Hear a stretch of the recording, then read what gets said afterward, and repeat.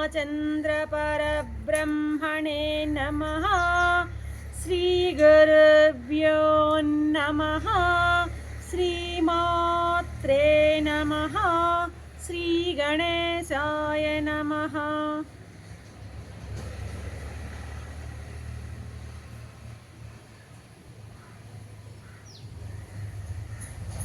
ప్రియ ఆత్మబంధువులారా, యోగ వాసిష్టము ఉత్పత్తి ప్రకరణము 148వ భాగం. సరే, కర్కటి రాజు మంత్రుల మధ్య సంవాదం జరుగుతోంది. కర్కటి రాజుతో అంటోంది ఏమని, రాజా, అన్ని జ్ఞానాల్లోకి ఆత్మజ్ఞానం శ్రేష్టమైనది. రాజులందరిలో కూడాను ఆత్మజ్ఞానం కలిగినటువంటి రాజు మాత్రమే ఉత్తమోత్తముడు అని అనిపించుకుంటాడు. రాజుకు ప్రీ రిక్విజిట్ క్వాలిటీ ఏంటంటే ఆత్మజ్ఞానం ఉండాలి అన్నది ఇక్కడ చెప్తున్నాడు మహర్షి.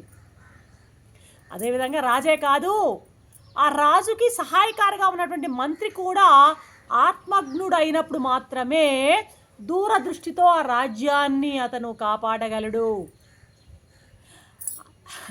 నీకు తెలిసే ఉంటుంది రాజా, ఈ ఆత్మజ్ఞానాన్ని రాజవిద్య అనే పేరు కూడా ఉంది. దీనికి రాజవిద్య అంటారు. ఇది ఎందుకంటే రాజులకు తప్పనిసరిగా ఉండాల్సినటువంటి జ్ఞానం అన్నమాట ఈ ఆత్మజ్ఞానం.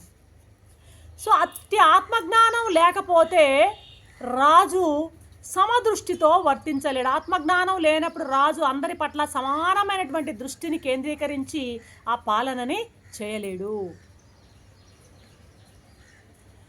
కాబట్టి ఆత్మజ్ఞానం అనేది పాలకునికి చాలా అవసరం. ఆత్మజ్ఞానం అనబడేటువంటి రాజవిద్య తెలియని వాడు రాజే కాదు, అటువంటి మంత్రియే కాదు. అటువంటి ఆత్మజ్ఞానాన్ని మీరు ఎరుగుదురా? మీకు ఆత్మజ్ఞానం ఉందా?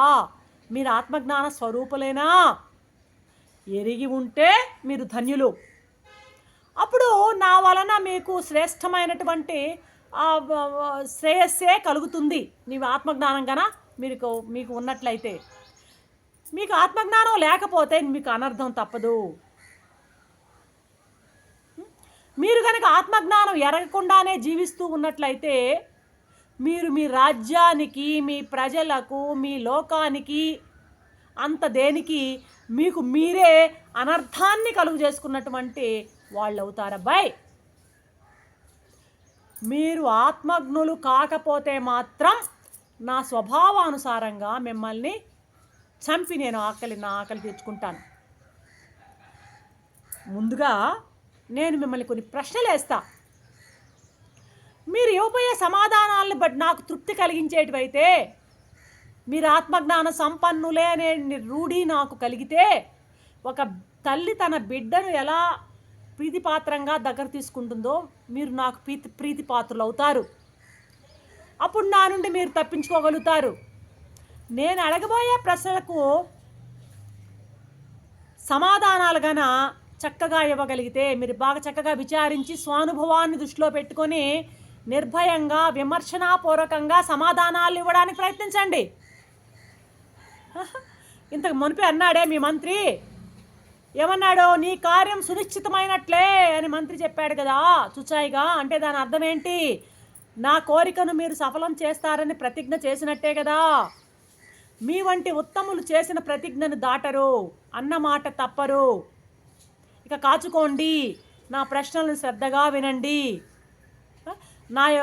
నా విని సమాధానాలకి సిద్ధం కండి అనిందన్నమాట రాక్షసి. వెంటనే ఆ మాటలు విని ఆ రాక్షసితో రాజు అంటున్నాడు, ఏంటి నీ ప్రశ్నలు చెప్పు. నీ ప్రశ్నలు ఏం అడుగుతావో నీ మనసులో ఉన్న ప్రశ్నలన్నీ మా ముందు గుమ్మరించు అన్నాడు రాజు. వెంటనే మొదలుపెట్టింది. అయితే ఈ మన వాల్మీకి మహర్షి గారు పుంకాలుగా పెట్టున్నారు ఇందులో ప్రశ్నలన్నీ. అన్ని ప్రశ్నలు గుర్తుంచుకోవడం కూడా కొంచెం కష్టంగా అనిపించింది. కాబట్టి కొన్ని బాగా గుర్తున్న ప్రశ్నలని మీ ముందు మనం చెప్పుకుందాం. చాలా ఉన్నాయి ప్రశ్నలు. అయితే కొంచెం బాగా గుర్తుగా పెట్టుకోగలిగినటువంటి ప్రశ్నల్ని మనం ఈరోజు డిస్కస్ చేస్తాం. అయితే ఈ ప్రశ్నల్లోనే ఆన్సర్ ఉంటుంది. ప్రశ్నలన్నీ కూడా పరమాత్మకు సంబంధించినవే. కాబట్టి పరమాత్మకు సంబంధించినటువంటి ఈ యొక్క విషయాన్ని మళ్ళీ మళ్ళీ వినడం ద్వారా మన చెవులకు వీణుల విందుగా ఉంటుంది, హృదయానికి చాలా శాంతిని కలిగిస్తుంది. కాబట్టి విసుగు చెందకుండా ఇవేం ప్రశ్నలు అనేటువంటి ఆ చులకన భావన లేకుండా మనం ఈ కొద్ది ప్రశ్నల్ని చూద్దాము. ఆ ప్రశ్నలకు సమాధానాల్ని కూడా ఏం చెప్పాడో వారు మనం కొద్దిగా పరిశీలిద్దాం. ఏమంటుంది మొట్టమొదటి కర్కటి? సముద్రంలో అసంఖ్యాకమైనటువంటి అలలు పుట్టినట్టుగా, కెరటాలు లేచి లయిస్తున్నట్టు, పుట్టడము, స్థితి పొందడము, లయించడము ఎలాగా జరుగుతుందో ఆ విధంగా ఏ పరమాణువులో ఈ బ్రహ్మాండాలన్నీ పుట్టి లేచి మళ్ళీ లయమవుతున్నాయి? మొదటి ప్రశ్న. ఆకాశం కాని ఆకాశం ఏది? మనకు తెలుసు, ఏదో చిదాకాశం. నాలో నీలో నేను అనేటువంటి ఆ భావన ఎవరు? నేను నేను నేను అనుకుంటున్నావే నిరంతరం, నాలో కానీ నీలో కానీ. ఎవరా నేను? ఇంకెవరు? మనకు తెలుసు. నడుస్తూ కూడా నడవనిదేది, చలిస్తూ కూడా చలించనిది ఏది, చేతనమై ఉండి కూడా బండలాగా ఉండేది ఏది? ఏదిదంతా? ఏది పరమాత్మ కాక? చిదాకాశంలో చిత్ర విచిత్రాలను సృష్టించేదేది? భ్రాంతులను సృష్టించేది ఏది? నిప్పై ఉండి కాల్చే శక్తి లేనిదేది? తాను స్వయంగా అగ్ని కాకపోయినా దాని నుండి నిరంతరం ప్రకాశం వస్తోందే, అది ఏది?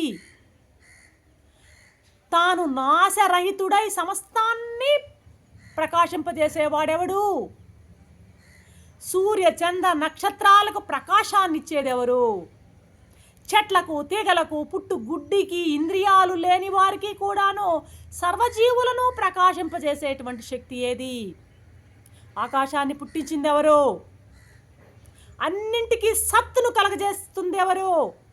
ఈ జగత్తంతా ఎందులో ఉంది? ఈ జగత్తంతా నిండి ఉన్నదేది? అసలు ఈ జగత్తు వాస్తవానికి ఏది? ఎవరు? చీకటిని కూడా ప్రకాశింపజేసేటువంటిదేది? అత్యంత దూరంగానూ అత్యంత దగ్గరగానూ ఉన్నటువంటి చైతన్యం ఏది? రుచి లేనిదైనా సదా ఆస్వాదింపబడేది ఏది? తనను తాను కప్పుకోలేని ఏ అణువు ఈ జగత్తునంతా కప్పుతోంది? లయకాలంలో కనిపించకుండా పోయినటువంటి జగత్తు మళ్ళీ సృష్టికాలంలో ఎలా కనపడుతోంది? అవయవాలు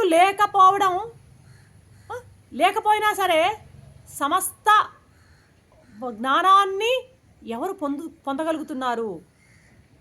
విత్తనంలో మహావృక్షంలాగా దేనిలో ఈ జగత్తులన్నీ దాగి ఉన్నాయి? ప్రళయం దేంట్లో దాగున్నది? కర్తృత్వం లేకున్నా అన్ని పనులు చేస్తున్నది ఎవరు? తాను ద్రష్టగా ఉండి కూడా తనను తానే దృశ్యంగా మార్చుకుని కళ్ళు లేకనే సమస్తాన్ని దృశ్యాన్ని చూస్తున్నది ఎవరు? ద్రష్ట, దర్శనం, దృశ్యం అనేటువంటి త్రిపుటిలో మూడింట వ్యాపించి ఉన్నది ఎవరు? అనేక జీవులలో వ్యాపకమై విస్తరించి ఉన్నటువంటి శక్తి ఏది? దేని వలన ఈ జగత్తంతా కూడా ధారణ కలిగి ఉన్నది? అర్థమైందా? దేనిని చూచి నీవు సదా నీ యొక్క దేని పట్ల నీవు సదా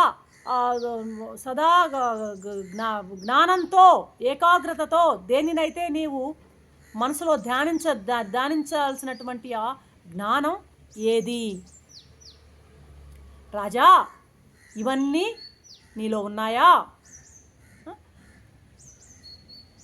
నీలో గనక ఉన్నట్లయితే, ఈ ప్రశ్నలన్నిటికీ సమాధానాలు గనక నీవు చెప్పగలిగినట్లయితే నీవు ఆత్మజ్ఞాన సంపన్నుడుగా నేను నిన్ను భావిస్తాను. నా సంశయాలన్నీ కనుక నీవు తీర్చినట్లయితే మీరు నా నుంచి తప్పించుకోగలరు. లేనిచో మీరిద్దరు కూడాను నా జఠరాగ్నికి ఆహుతి అవ్వక తప్పదు అని చెప్తూ ముగించింది కర్కటి. రేపటి ఎపిసోడ్లో వీరి సమాధానాలు ఎలా చెప్తారో చూద్దాం. అంతవరకు సెలవు. సర్వం శ్రీరామచంద్ర చరణారవింద.